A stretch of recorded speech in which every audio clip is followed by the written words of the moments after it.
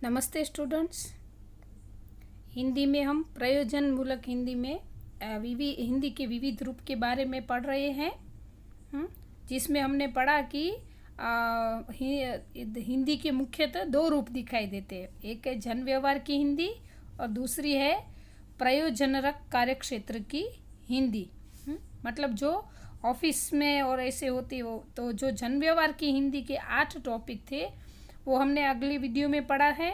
अभी हम नेक्स्ट जो दूसरा टॉपिक है प्रयोजन परक कार्यक्षेत्रों की हिंदी, उसके बारे में आज हम पढ़ेंगे। किसी भी देश के शासन के लिए स्वीकृत भाषा राजभाषा कहलाती है। मतलब किसी भी देश का शासन चलाना है, अब उसके लिए कोई भी एक भाषा, पर्टिकुलर भाषा होनी जरूरी है। इसीलिए यहाँ पे ऐसा दिया है कि किसी भी देश के शासन के लिए स्वीकृत भाषा राजभाषा कहलाती है। अभी जो ये राजभाषा के रूप में हिंदी भाषा कुछ विशिष्ट प्रयोजनों के लिए प्रयुक्त हुई है। मतलब उसके कुछ विशिष्ट प्रयोजन यानी कि रीज़न होते हैं। कुछ ऐसे सब ने मिल के डिसाइड किया कि हिंदी को हमारी राजभाषा घोषित की जाए, लेकिन उसके लिए बहुत सारे रीज़न भी थे। इसीलिए हिंदी के इस रूप को प्रयोजन मूलक हिंदी के रूप में जाना जाता है। बहुत सारे रीज़न के लिए हिंदी को राजभाषा मानी गई है, इसलिए हिंदी को प्रयोजन मूलक हिंदी के रूप में जाना जाता है। इसकी स्वीकृति चर्चा अगले प्रकरण में की जाएगी। अभी ये जो है ये हम क्यों प्रयोजन मूलक हिंदी क्यों कही जाती है, क्यों राजभाषा मानी गई है, इसके लिए क्या क्या होता है, वो सब है ना अगले वापस एक और चैप्टर आएगा, उसमें इसके बारे में डिटेल में जानकारी दी गई है।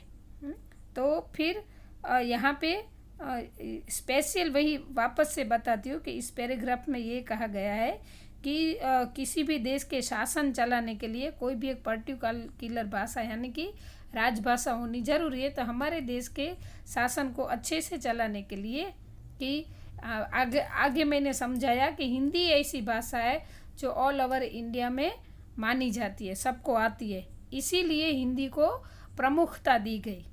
इसीलिए हिंदी को राजभाषा का रूप माना गया है। तो प्रयोजन परक कार्यक्षेत्र हिंदी, इसका ये मेन सेकंड टॉपिक है।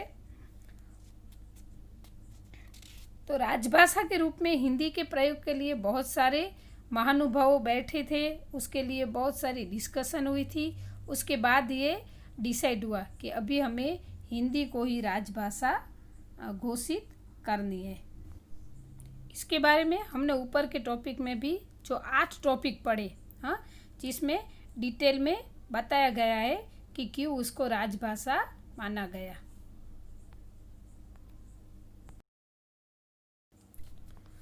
आज हिंदी का प्रयोग अंतर्राष्ट्रीय स्तर पर भी हो रहा है। भारत के बाहर फिजी, मॉरिशस, सूरीनाम, त्रिनिदाद और गुयाना आदि देशों में भारतीय मूल के निवासी सांस्कृतिक महत्व की दृष्टि से हिंदी का प्रयोग कर रहे हैं।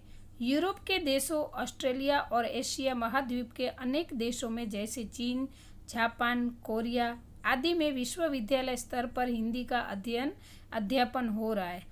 Nepal, Myanmar, Bangladesh, Sri Lanka, Pakistan, Malaysia, Singapore आदि देशों में भारतीय बड़ी संख्या में व्यापार करते हैं। उनके जीवन में हिंदी का महत्वपूर्ण स्थान है। मतलब हिंदी का जो प्रयोग है वो अंतर्राष्ट्रीय मतलब इंटरनेशनल लेवल पर हो रहा है। भारत के बाहर के जो देश है और देश है जिसमें मॉरिशस, सूरीनाम, त्रिनिदाद, गुयाना, ये सब देशों में भारत मूल के जो निवासी हैं वो अपनी सांस्कृतिक महत्व जानते हैं कि हम जो मूल भारत के हैं, लेकिन कई रीज़न से उस देश में रहने गए हैं, इसलिए वो अपनी संस्कृति का महत्व बताते हुए कि हमारी संस्कृति हिंदी भाषा ही है, तो उसका महत्व दर्शाते हुए वो हिंदी का प्रयोग करते हैं।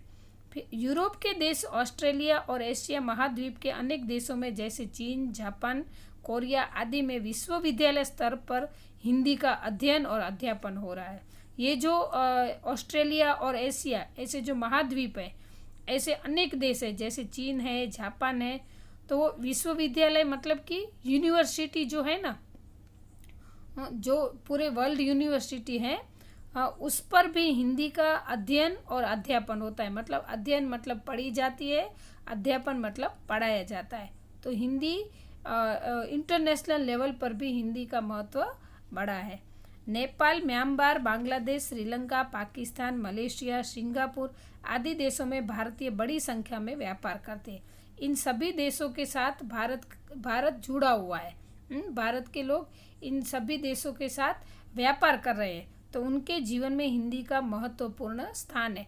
मतलब यहाँ पे ये कहा गया है कि पूरे विश्व के देशों को हिंदी ने जोड़ के रखा है, एकजुट करके रखा है। संक्षेप में आज हिंदी साहित्यिक भाषा होने के साथ साथ भारत की राजभाषा और संपर्क भाषा भी है। ये हमारी सामाजिक सांस्कृतिक एकता का माध्यम है। हिंदी में देश की सामाजिक सांस्कृतिक अभिव्यक्ति हुई है। तो शॉर्ट में ये कहा गया है, संक्षेप में यानी कि शॉर्ट में, कि आज जो हिंदी है वो सिर्फ साहित्य के लिए नहीं, पूरे भारत की राजभाषा है और पूरे भारत के संपर्क भाषा है। संपर्क मतलब सबके साथ कांटेक्ट की हुई भाषा है और ये हमारी सामाजिक सांस्कृतिक एकता का माध्यम है। हिंदी में देश की सामाजिक, यहाँ पे थोड़ी मिस्टेक है, प्रिंट मिस्टेक, आपकी बुक में है कि नहीं पता नहीं, लेकिन सामासिक है, उसके बदले में सामाजिक आएगा। तो सामाजिक संस्कृति की अभिव्यक्ति हुई है। तो स्टूडेंट, यहाँ पे ये लेसन ख़त्म होता है। लेसन मीन्स कि ये एक्स्ट्रा है, बट इसके क्वेश्चन आंसर और वो सब हमें एग्ज़ाम में आते हैं। सेम ऐसा ही 12th में होता है, इसलिए हमें 11th में करना कंपलसरी है। तो ये जो प्रयोजन मूलक हिंदी, उसमें हिंदी के विविध रूप इस चैप्टर में बताए गए हैं और थोड़ा एक्स्ट्रा फिर न्यू चैप्टर में भी आपको आएगा, तो वो हम बाद में देखेंगे। तो यहाँ पर हिंदी के बारे में जो बताया गया है कि हिंदी हमारी राजभाषा क्यों है, ये यहाँ पे ख़त्म होता है। अस्तु।